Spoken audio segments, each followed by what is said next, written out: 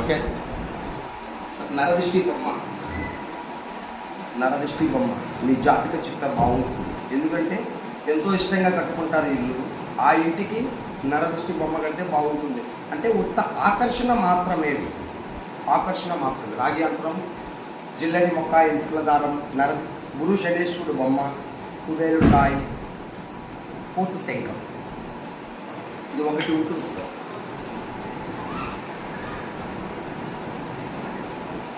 కుబేరుడు రాయి, ఇది హిమాలయాల నుంచి తెస్తాము. కుబేరుడు రాయి గాజు గిలాసులో పసుపు నీళ్లు పోసి పూజ చేసి పూజ రూమ్లో పెడితే ఈ ఆదివారం నుంచి ఆ ఆదివారం దాకా నీళ్లు ఎండిపోతాయి.